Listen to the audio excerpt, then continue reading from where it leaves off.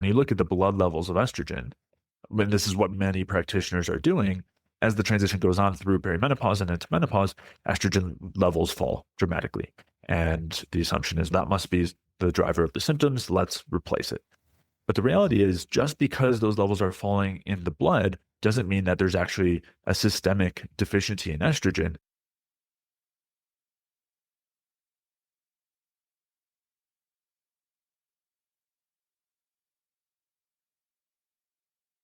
I'm Ann Marie McQueen, journalist and proud 50-ish woman, and we are here looking for the true truth in perimenopause, menopause, midlife, and beyond. Opening our minds to other possibilities is not always easy. Hotflash Inc. You're all woman to me. All right, Ann Marie.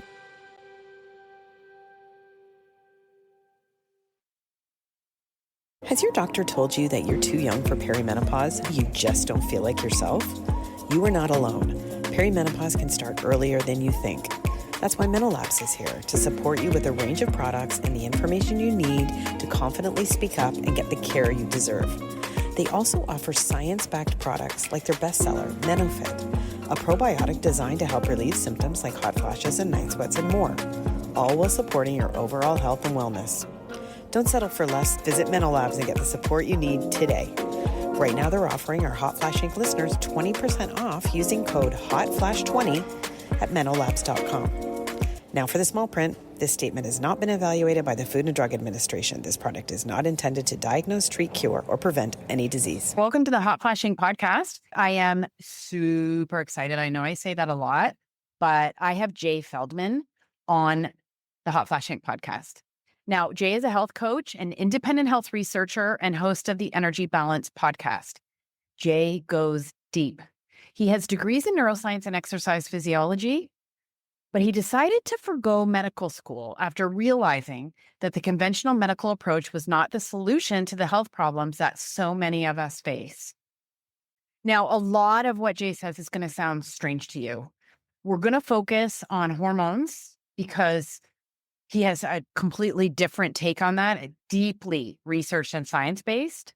He challenges conventional paradigms, and he is alternative man, really in this menopause space.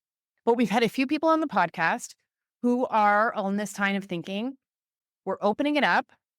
We're trying to get a sense of what the wide spectrum thinks, and I really want Jay to explain this to you. And I want him to explain it to me because I am writing a book and putting together a summit. And this is one part that I have so many questions.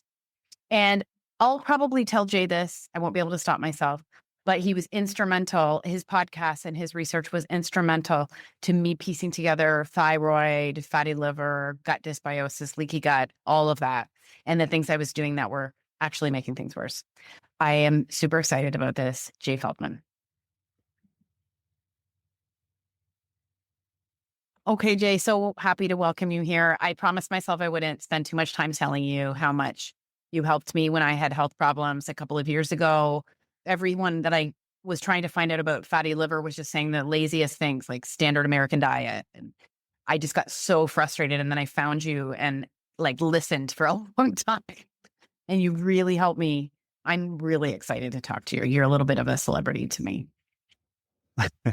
Thanks so much. I appreciate that introduction. And I'm really glad that I was able to help. Okay. So just off the top, can you explain what your approach is to health, metabolic health, and how it differs from other people? But we could spend the whole time talking about that, but just give it a go. Of course.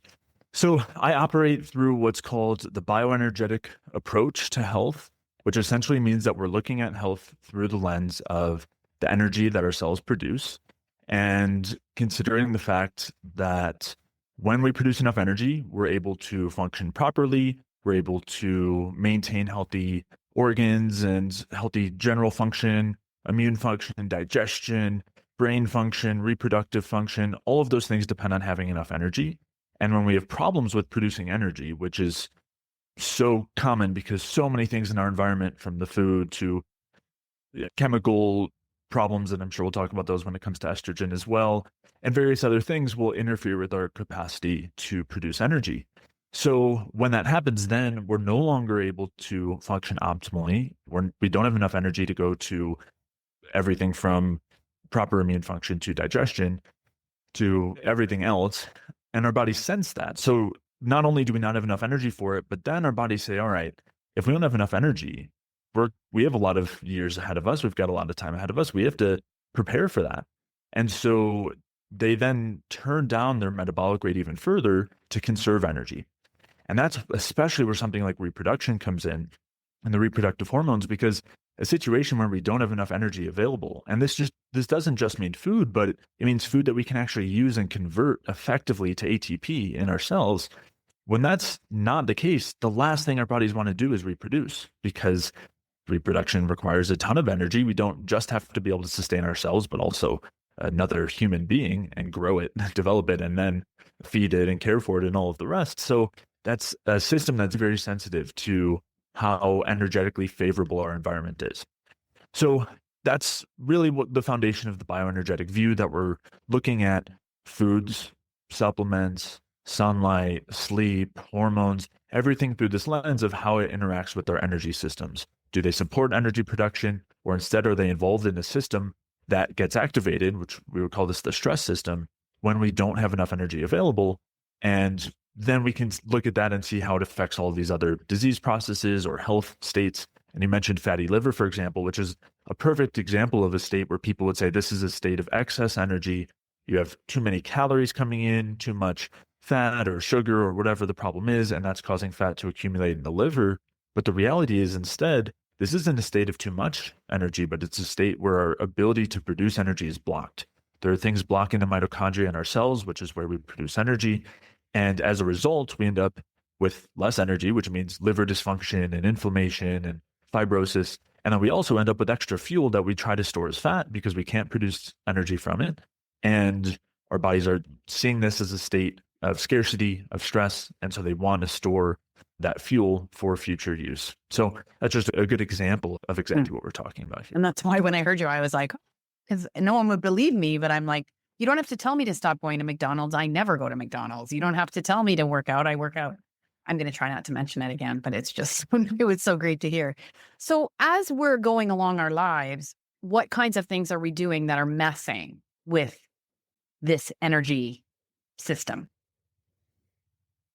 Most everything. Most of what we do.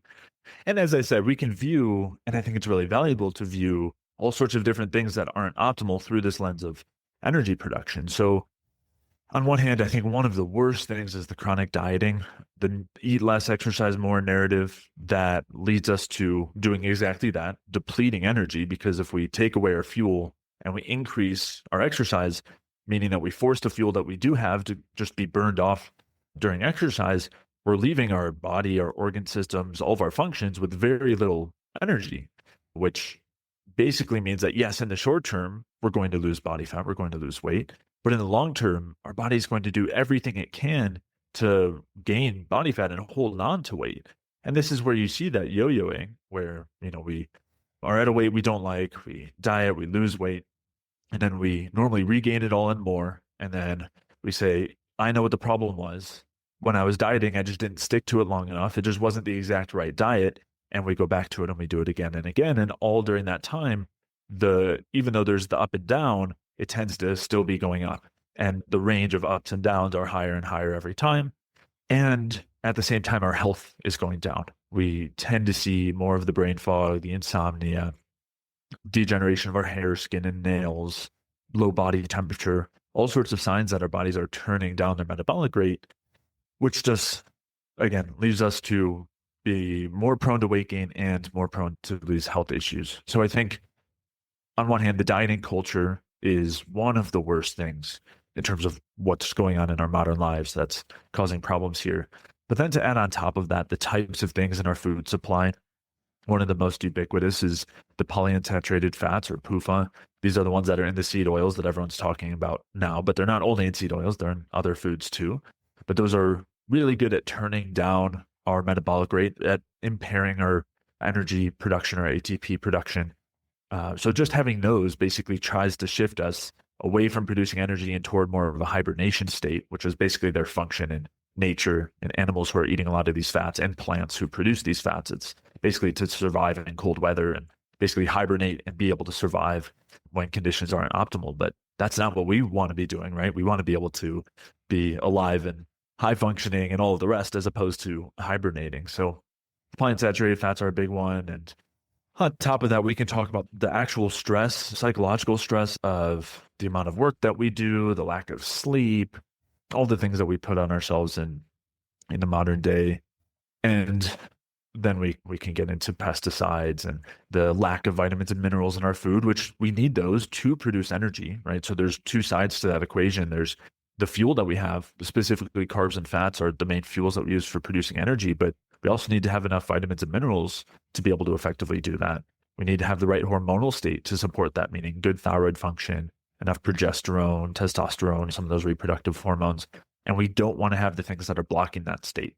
And that's where stress hormones come in. That's where, as I mentioned, things like pesticides, heavy metals can come in.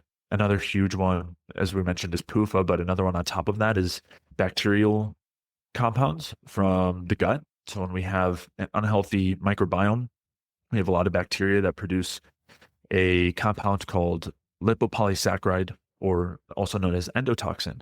And endotoxin is something that's really good at blocking our ability to produce energy.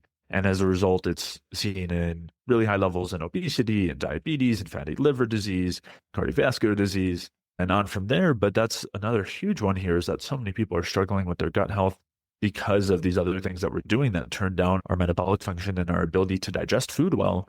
And then we get this compounding problem where we end up with bacterial overgrowths that are producing toxic things that then interfere further with liver function and brain function and all the rest. So it's, if we wanted to create an environment to block our ability to produce energy and degenerate health, we've done a pretty good job.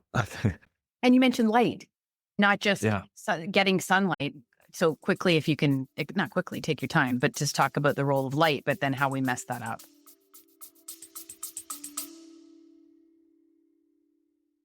If you or a loved one has cancer, be not afraid. You're not alone. The technology has greatly advanced over the years. Invita Cancer Center is a leader in personalized, precision, integrative cancer treatment. Hi, I'm Dr. Dino Prado. And if you need next-level targeting for your cancer treatment, we are here to help you. Visit us at envita.com, envita.com. And may God bless you on your journey to healing. Yeah, light's a really interesting one. So sunlight includes a number of different forms of light that have a lot of benefit. So on one hand, we have different forms of red light that are typically much higher in sunlight and much lower in the indoor lighting that we use. And red light really directly not only supports our ability to produce energy, but we actually are able to absorb that red light and directly have energy as a result. Like, it actually creates energy when it interacts with the protein structure in our cells. And so that alone is basically energy promoting, energy giving, that red light. And the infrared light has some similar effects as well. Both of those are light that we would have been constantly exposed to throughout the day, naturally, so to speak. But now when we're indoors and using especially the LED and fluorescent type lighting, which is really high in the blue light and very low in the red light, we lose out, we miss out on that energy giving property.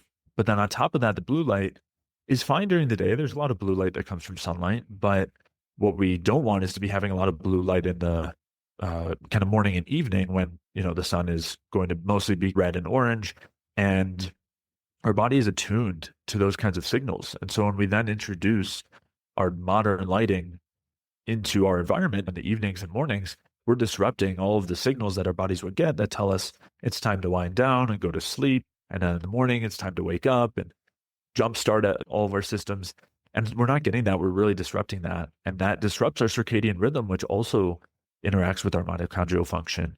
So that's another factor. And then there's also the UV light from the sun, which we've been told is damaging, and we need to block it out as much as we can with constant sunscreens and sunblocks. And there's truth to that, of course, that too much UV light, especially out of balance, can cause damage. And this is especially the case if our tissues are loaded up with the polyunsaturated fats, because these are those PUFAs that we were talking about earlier and the seed oils. we know that those fats are much less stable and much more susceptible to damage. And when the fat composition of every cell in our body is determined by the types of fats that we're eating. So if we're eating more of these polyunsaturated fats, we end up with more of them in the structure of our cells. And that means that our cells are more susceptible to damage, both internally, but also the cells on our skin, when they're exposed to UV light, are going to be much more susceptible to damage. And also, when you couple that with this poor metabolic state, there's a lot more oxidative stress and inflammation, which means we're not able to properly, like, we're drained of our antioxidants, so we don't effectively reverse the damage that's coming about from sunlight. So there's a number of things here that all lead us to be very susceptible to damage from the UV light. But the reality is, if those things aren't the case and we're in a good metabolic state, we're not eating a lot of those polyunsaturated fats, so our cells are more stable and they're able to sustain that light, especially in combination with the red light from the sun, which is very protective. We're not actually going to get that same sort of UV damage, of course, unless we're out in the sun for way too long and getting burned and things like that. And that's a different story, obviously something we don't recommend. But yeah, the light aspect is huge. And with the UV light, we do get a number of benefits as well. It increases dopamine, it increases the production of steroid hormones, increases vitamin D production, which is also in some ways could be considered a steroid hormone. So there's a lot of benefits to it that most of us are missing out on, between staying mostly inside and when we're outside being as covered as possible. And if the parts that aren't covered are all covered with sunblock, and then we can add on the other chemicals and most of the sunscreens and sunblocks that make things that much worse. So I stopped using sunscreen when I was 35 because I was in Dominican and I sprayed it on and it melted my toenail polish. And I thought, this cannot be good. Wow. Yeah. I think it's the same thing. Yeah. What's it doing to my insides?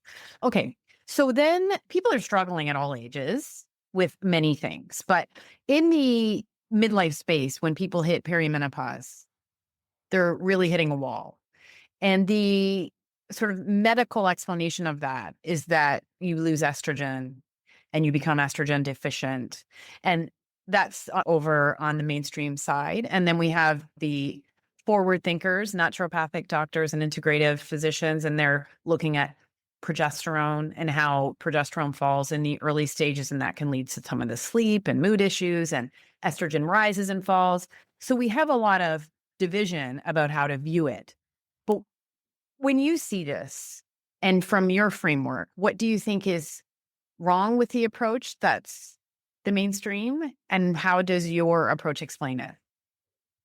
Sure. So, yeah, I would say that we're already set up to have problems going in, right? As we were talking about, every aspect of our environment is already leading to degradations of our health. And then we're going to see those things generally show up during major times of change in the body, and especially hormonal change. And I think symptoms around puberty are far more common these days as well, in both men and women. And then, I mean, after that too, on the reproductive side, sky high rates of infertility and PCOS and endometriosis, and these things are so far underdiagnosed as it is. So when we consider the amount of hormonal issues that women are having before this point anyway is already astronomical. And then we basically enter the state where I would say the main driver of these symptoms is that we're no longer producing the really protective hormone, progesterone. And then we're left with this unopposed estrogen. And so that leads us to a couple of, I think, kind of misconceptions around these hormones. And so one of the starting ones is this idea that estrogen is the primary female reproductive hormone, and it is primarily responsible for most of the good things. And then the production stops once we hit perimenopause, menopause. And the reality, I would say, is, for one, obviously there's a role of estrogen in reproduction and in other moments in time, but I would argue that progesterone is really the primary reproductive female hormone, and that the reality is, once perimenopause really hits, or especially menopause, and the ovaries generally turn down their hormone production, it's true that they're no longer producing estrogen and progesterone. But the reality is, all of the other tissues in our body are still able to produce estrogen, and they do. So when you look at, this brings us to this next misconception, which is that when you look at the blood levels of estrogen, when this is what many practitioners are doing, they'll see as the transition goes on through perimenopause and into menopause, estrogen levels fall dramatically. And the assumption is that must be the driver of the symptoms. Let's replace it. But the reality is, just because those levels are falling in the blood doesn't mean that there's actually a systemic deficiency in estrogen. And when you actually look at the tissues, you look at the body fat, the bone, the heart, the muscle, all these other areas, there is adequate estrogen there, if not even excessively high estrogen there, despite, again, these low levels seen in the blood. So the idea that all of these symptoms that we're seeing during this time are due to an estrogen deficiency is built on this idea that, one, estrogen is the thing helping these areas out in the first place.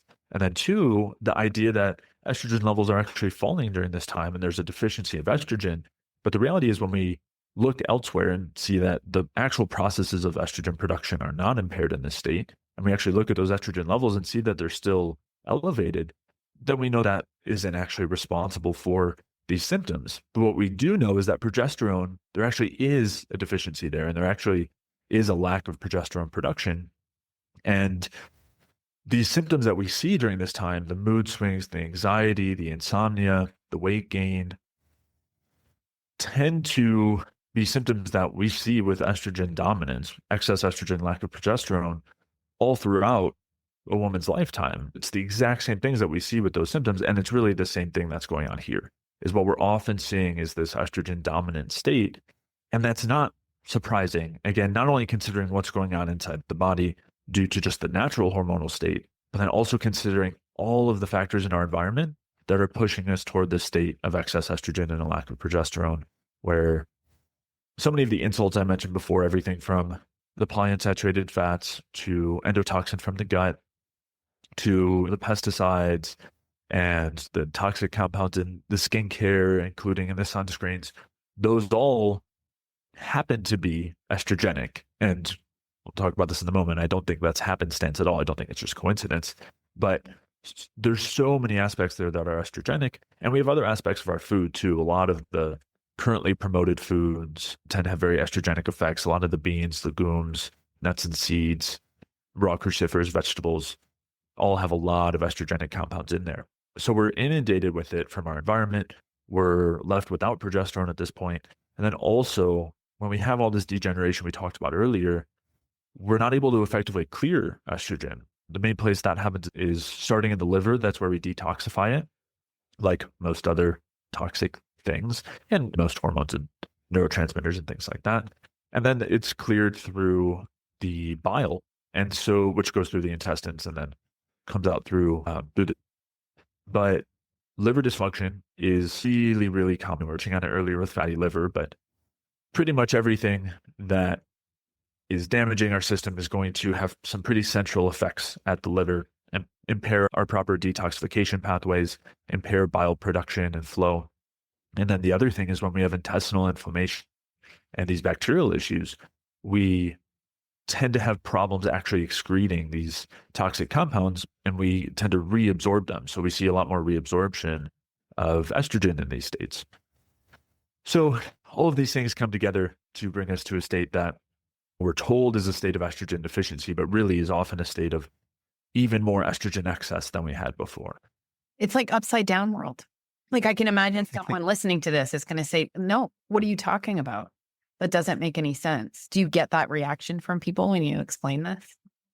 Yeah, with a lot of different things, right? Whether we're talking about the idea that the carbohydrates aren't causing fatty liver, the sugar isn't causing fatty liver, not to say that table sugars are perfect health food or anything like that. But yeah, that's the case with most things, right? And I would have said the same thing, or I did say the same thing about a lot of these views at one point. And I think if someone's having that, I think that's when we're having that reflex, it's always a good indication that maybe we'll stop, breathe, take whatever we're listening in with as much of an objective point of view as we can, and then spend our time researching and digging into it ourselves and see what we come to. But yeah, that is a really common reaction with something that's so counter to what we're told and pretty much everywhere.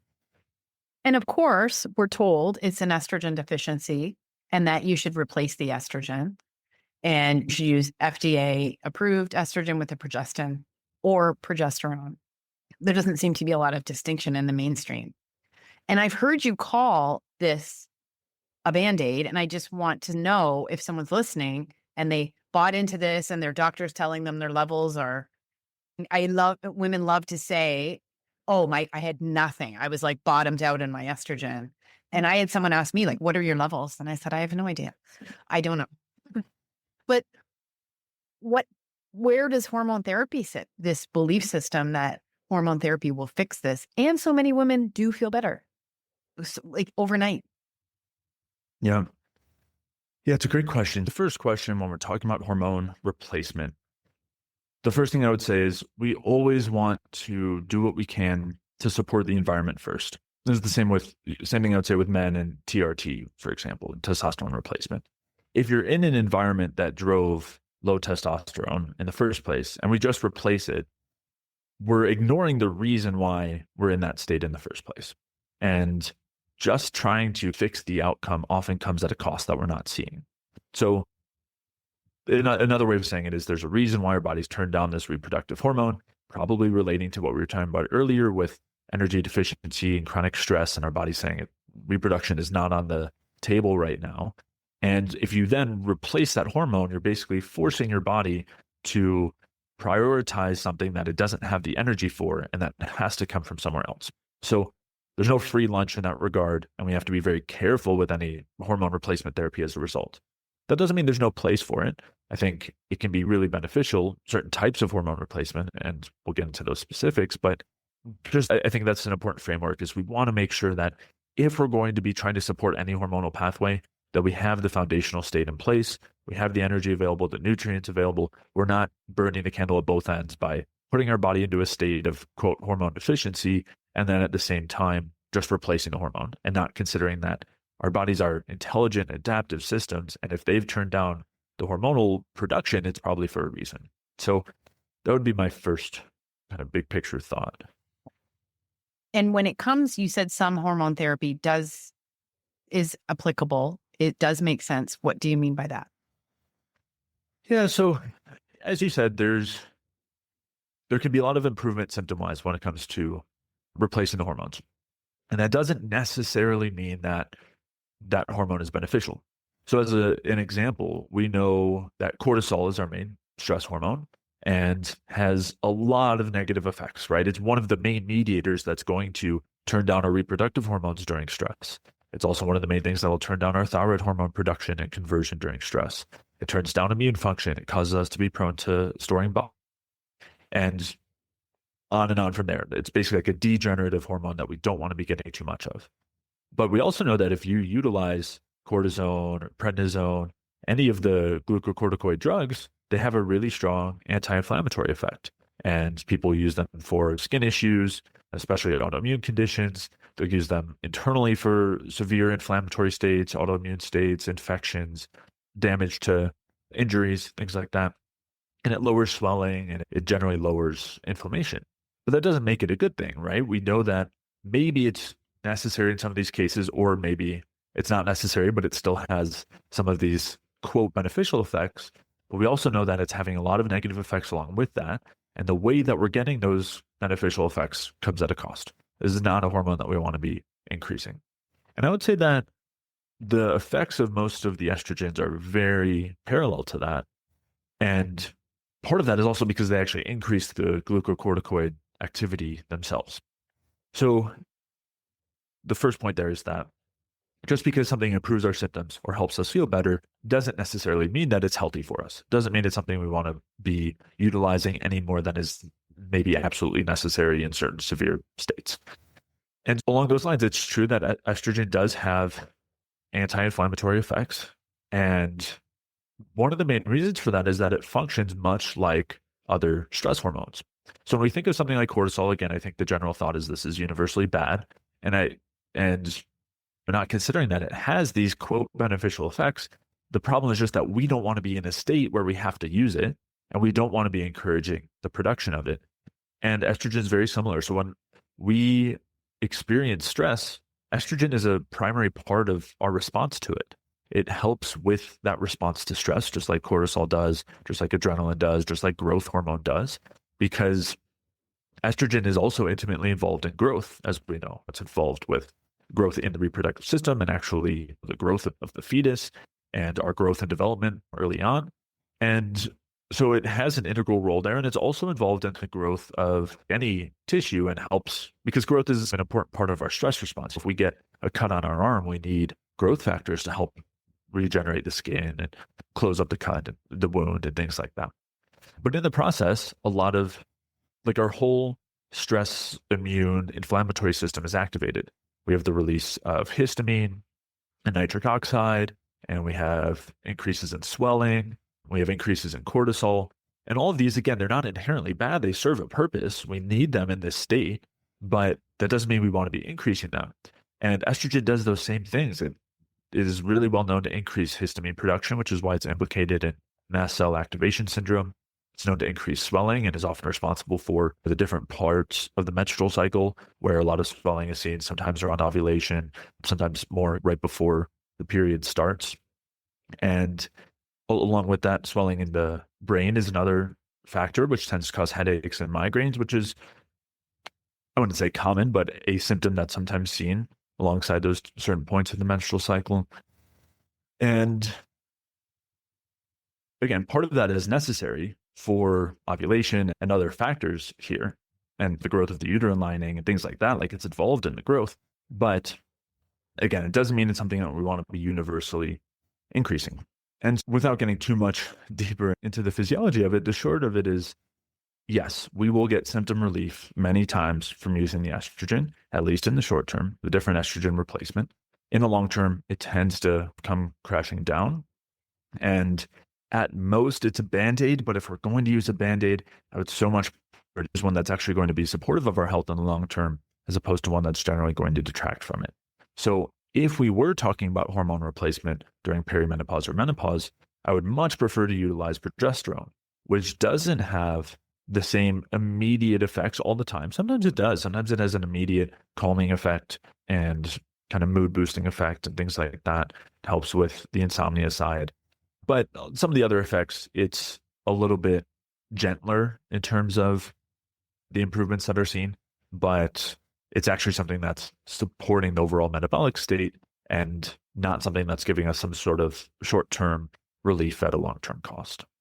And how do you factor in the findings for prevention? Because it's really being pushed now, hormone therapy, to prevent heart disease and prevent dementia. Also, obviously, for bone loss. And there are observational studies. And I think in February, there was a 6-year study taken out of the Women's Health Initiative that showed a positive impact on the earlier stages of heart disease, like cholesterol, good cholesterol, bad cholesterol, et cetera. How do you reckon with those findings? Because I know you're so good at looking at studies and saying, no. Yeah, so there's a couple of points to consider here. So one is that, again, there is a role for estrogen in certain tissues, but normally that's not a limiting factor, right? As we were saying, while the ovaries might really shut down during this time, we're still able to produce estrogen inside these other tissues. And so we don't need to be providing exogenous estrogen to support bone health and things like that. But it does have some of those specific effects that we were talking about, right? Like maintaining bone health and mineralization. But it's not the only thing that does. So I would say some of the main drivers of osteopenia and osteoporosis are actually deficiencies in pregnenolone and progesterone. And pregnenolone and different pregnenolone analogs are being studied to reverse osteoporosis with great benefit as well. So again, if you were to say, and this doesn't exactly work with cortisol because cortisol actually will break down bone and it tends to be more catabolic hormone. But if you were just looking at a particular endpoint, let's say the improvement of certain like skin lesions, and you were using cortisone or some other corticosteroid, you would see a lot of benefits there, but there would also be some major costs. And so I think it's something that we're seeing similarly here. It's also worth noting that this isn't universal, right? So in the other parts of the Women's Health Initiative study, it was shown to have negative effects, the estrogen provision was shown to have negative effects in terms of bone health and cardiovascular health. And part of that might depend on when it was started and some of the specifics of how the studies were carried out. But it definitely tells us that there's not this universal protective effect.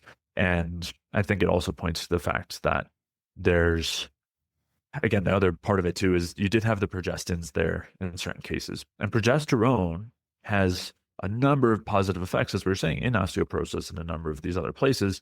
And progestins have some progesterone-like effects. So there's some ways that they do mimic progesterone, but at the same time, they tend to have estrogenic effects as well. And that's just because they're very similar in terms of structure between estrogen and progesterone. And when we're creating synthetic progesterone, which is what the progestins are, they tend to have estrogenic effects, whereas progesterone itself actually doesn't, but it's much more of a unique steroid hormone. So yes, there might be certain instances that we see benefits, but I would say there's also a lot of studies that have pointed to concerns regarding different cancers and some others that are pointing to concerns regarding cardiovascular health and bone health. And so even if we're seeing some level of benefit here, I would say, A, we can get that same benefit without the costs using other protective hormones like pregnenolone and progesterone. And then B, we definitely need to pay extra attention to those costs when it comes to the estrogen like hormones. And there's a lot of that throughout research where when we can utilize a very particular outcome to try to come to a certain conclusion in a study. And this was something that was done in a lot of the hormesis research. Hormesis is this idea that you provide something that's poisonous or toxic, and it causes your body to respond defensively. It adapts to it and it gets stronger. And so they would do these studies where they would provide cadmium, arsenic, or mercury, and they would say, look, it actually reduced tumor growth in these certain areas or led to some benefit. And then and that was the conclusion of the study. And everyone said, okay, great. Like, it's fine that we have these in our food supply and just around us in our environment and the pesticides and things like that, because they're actually benefiting us. And then decades later, you have reviews of these studies, and they actually show that, sure, there was some benefit in terms of tumors in the pancreas, let's say. But when you look at the rest of the body, there was actually an increase in cancer and tumor growth. And it's just another, I think, example of where you want to focus on. And there's, not that this is everything, but it's worth noting that there's a huge industry drive for estrogen-like compounds to have benefits because of how profitable HRT has been since the early to mid 1900s, where there would be different estrogenic hormones, and it's really easy to just create lots of different estrogen-like compounds. There's tons of them because, as we're saying, there's so many things in our environment that kind of mimic or act like estrogen and have estrogen-like effects because it's more of a universal signal of stress. And so you see the history of all these different forms of estrogen that were marketed for supporting pregnancy, for reducing miscarriage, for supporting bone health, for supporting cardiovascular health, for supporting brain health. And basically they would have the swath of studies showing benefits. And then just a few years later, normally not a few, maybe 10 or 15 years later, after this has been sold to tons of women to, let's say, support pregnancy or whatever it is, they then come out and see all of these side effects that have happened. And DES is one of the most prominent examples of this, which just had terrible effects for generations after for the women who were using this during pregnancy. But again, then they would take that one off the market and provide some other form of estrogen used for a different means, and sometimes for the exact opposite means. So in this case, DES was something that was used to support pregnancy, and then afterward, they end up coming out with other forms of estrogen that are very similar to prevent pregnancy by use as birth control, as contraception. So it's an area where, because of the industry influences, we have to be really careful. And it's when you have influence like that's gone on for over 70 years, it's something that ends up getting baked into the education of generations of doctors, practitioners. And so it becomes really challenging to shift a view that's set. And yeah, so that would be a couple of things that come to mind when it comes to those sorts of studies. It's hard to counter because you see these doctors and then are on Oprah and they're saying this 50% reduction here, 50% reduction there. You're saying, yes, if you just look at that, but you don't pay attention to all this. You're saying that's how you're able to do that? That's a huge part of it. And then also it would depend on the exact study, but sometimes what they might do is take a slice of the larger population that is showing more of what they are wanting to see. When, instead, when you look at the whole population, it's not showing that. Maybe you can find some women of a certain age with certain predispositions and certain characteristics going in. And for that exact population, you can sort out that from this data, there was a reduction in risk of these other things. But are we just isolating this one group to try to find that outcome? Or is there actually like a legitimate reason why it would be different in some women of some population versus another? And what about testosterone? This is super trendy for women too. And I don't even know if it's a menopause thing. It's just a use your T thing. Yeah. Yeah, it is. And again, something that I would say testosterone doesn't fall in the same kind of stress hormone category, and it does have a number of benefits, but there are some concerns as well. So the first one, as I mentioned earlier, is the general concern with hormone replacement, which is that if our body is at a point where it's underproducing testosterone, there's a reason for that. It's not just random. It's not just chance. It's not just our bodies being stupid. There's a reason why they've decided to do so. Maybe they want to disfavor the production of muscle right now because of we're in that conservation state. We're in that scarcity state. Or another factor being that maybe the reason why we're seeing low testosterone is that a lot of it is being converted downstream to estrogen. Maybe we're in this highly estrogen dominant state where we have a lot of the enzyme aromatase, which converts androgens like testosterone to estrogens. So I think so often it becomes that allopathic approach where we see a number on a test and this is low, so let's replace it. Let's bring that number up without considering that larger picture. And if we're in a state of estrogen dominance with high expression of aromatase, we can be providing testosterone. But in order to get that value up, we're going to have to provide so much that even though a large portion is being converted down to other estrogens, we're still getting enough testosterone there, which means we're just driving that estrogen dominant state even further. And again, the expression of aromatase not only is just something that'll generally increase due to stress, but so many things in our environment will upregulate aromatase.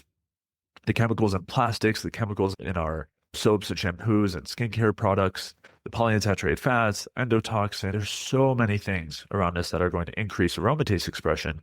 So I think we would want to be really careful when it comes to testosterone replacement. And again, if it was a situation where we were providing testosterone that's impossible to be converted downstream to estrogens, I would be less concerned. It would more so just be the first concern of this is maybe a Band-Aid that we just want to make sure we're fixing the underlying state at the same time. And there's a place for Band-Aids because if we're in a really rough spot and dealing with a lot of symptoms, that can compound and make it even harder to get good sleep to support our testosterone production, eat well, and all the rest. But that's not the case, right? It's not just a Band-Aid, but also we have this concern of conversion down to estrogens. And so that's generally not something I'd recommend, maybe in very small doses in the context that we're already working on lowering the conversion toward estrogen. We're already working on the foundations. And maybe if we have other things on board that actually lower aromatase. And two of the most important ones here, which I touched on earlier, are pregnenolone and progesterone. And so many of the things that we're using estrogen for, whether it's bone health, cardiovascular health, or the kind of more reproductive related symptoms, or anxiety, weight gain, pregnenolone and progesterone are really effective at supporting us through those processes and reversing those kinds of symptoms. So I would so much more recommend that we lean into those especially as opposed to any estrogen therapy, but as opposed to testosterone therapy as well. Yeah, it's fascinating that they're not even considered hormone therapy. Like estrogen, when they do surveys, I think they did one last year that went to the Menopause Society annual general meeting, and it was just estrogen-containing hormone therapy.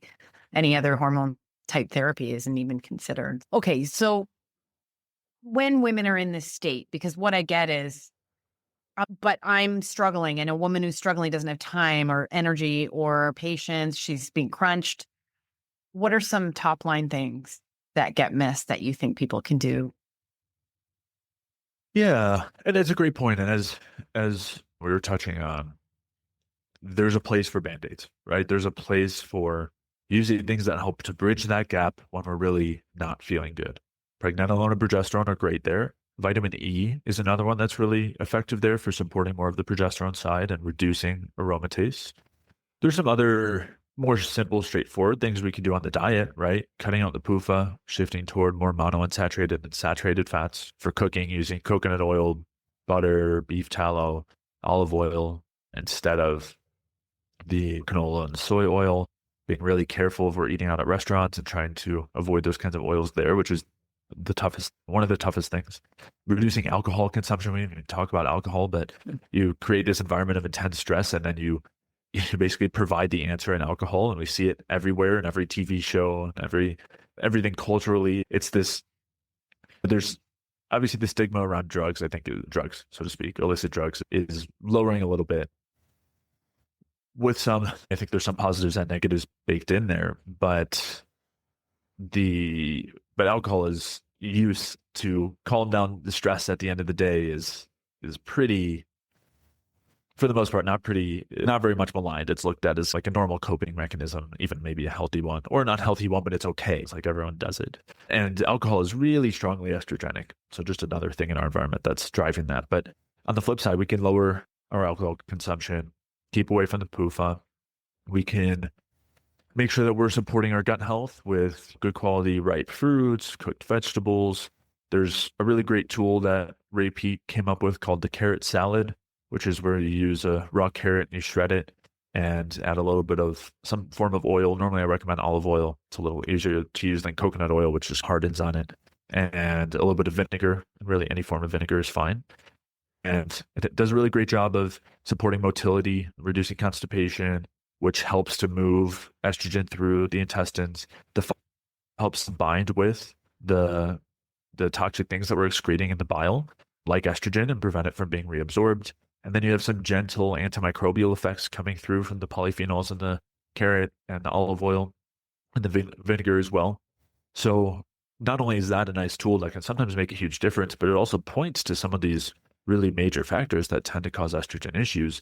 Slow motility is a huge one. So when we have this combination of chronic long-term estrogen exposure, reduced liver function, poor bile flow, bacterial overgrowths, we tend to see constipation very frequently. It's really common with women dealing with these estrogen dominance type symptoms. And getting the motility going can make a massive difference when it comes to the hormonal state. And yeah, carrot salad can be a great tool for that. Taking out the really hard to digest foods, the beans and legumes, the grains and nuts and seeds, especially the ones that are not properly prepared. If we're doing fermented grains like sourdough or sprouted lentils or something like that, it deactivates a lot of the anti-nutrients in there, which can prevent some of those negative effects on the gut. That's at least a starting place, but maybe reducing those, making sure we're preparing them in an effective way. That'll help lower the bacterial overgrowth. That'll help get our motility going. Using some extra liver support can make a big difference here for clearing out the estrogen and supporting bile flow, which will help also clear it out and then help to clear out the bacteria, help to get the motility going. So some things that could be effective there would be amino acids like glycine and taurine, and then also some herbs like nettle root can be effective, ginger root. Both of those have anti-estrogenic effects and also have a lot of beneficial effects at the liver. And there's a number of others that you could look at: milk thistle, burdock root, dandelion root, chicory root tend to have a lot of beneficial effects at the liver, helping with detoxification processes there. And they also have some benefits in the gut too. So those are just a few starting places. Obviously, the more we can chip away and get our foundations to a good place and give ourselves at least 8 hours for good sleep and work on the stress reduction throughout the day and getting the sunlight that we talked about earlier, good consistent movement, all of those things will work, but it takes time, right? It's not here's the one pill that we can just take, all your symptoms go away and you don't even have to worry about it. There's no, as I said earlier, there's no free lunch like that anywhere when it comes to health. And we're promised that all the time because it's quick and it's easy and we're uncomfortable and maybe uncomfortable is even like a gentle word. We might be just feeling really bad day to day. And so we want anything that'll be that quick fix. I think on one hand, the unfortunate reality is that there really isn't something like that. I think in a global sense, it's actually a good thing, because if that was the case, it would be like overriding all of the biological systems that our body has built up over millions and millions of years to determine how to properly respond to an environment. And as I was saying earlier, this is part of why we want to be careful with HRT and just saying, yes, you are smart and intelligent. You've decided to do all of these things to protect me, and yet I'm just going to override it with hormone. Anyway, but that's a zoomed out, bigger picture. That's a whole nother story, trusting this magnificent machine over the outside world. I've even seen some backlash against carrot salads on social media, and I thought, come on, what could possibly be wrong with a carrot salad? I don't know. I guess sometimes people take it too far, right? They start having multiple carrot salads a day or something. Yeah, maybe. I think that's okay too. Fine. Yeah, I think it would be fine. Okay, where can people work with you and find you? Sure. My website's jayfeldmanwellness.com. I recommend people head over there, and as a starting place, they can download the free Energy Balance Food Guide, which goes through all the different foods that help to support our metabolism on an easy to read one-page infographic. And then also, if we are dealing with some of those digestive symptoms I mentioned, the slow motility, bloating, gas, things that indicate that our gut is an issue, there's a separate scale on there that goes through how to adjust your foods, which ones you want to favor, which ones you might want to avoid if you're dealing with those issues. So listeners can download that for free at jayfeldmanwellness.com/guide. And then, there's a tons of other free resources on the website and links to the articles page and podcast episodes where I talk in a lot more detail about how to fix a lot of the underlying drivers that we talked about here, and offer coaching and some different coaching programs as well, and of course to help walk people through that too. Okay. I can't thank you enough. You've really laid things out for me. I feel a lot. I feel like I know a lot. I feel like more sure.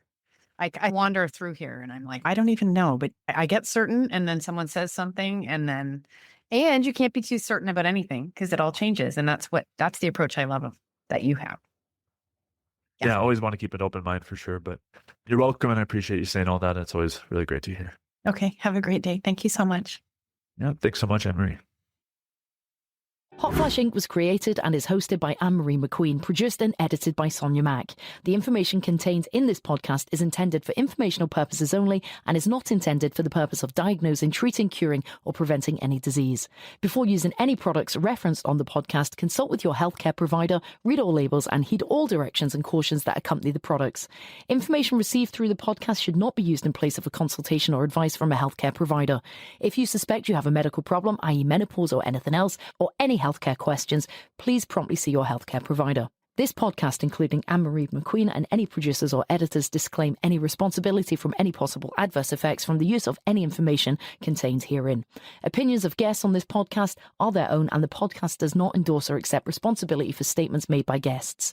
This podcast does not make any representations or warranties about a guest's qualifications or credibility. This podcast may contain paid endorsements and advertisements for products or services. Individuals on this podcast may have direct or indirect financial interest in products or services referred to herein. This podcast is owned by Hotflash Inc. Media.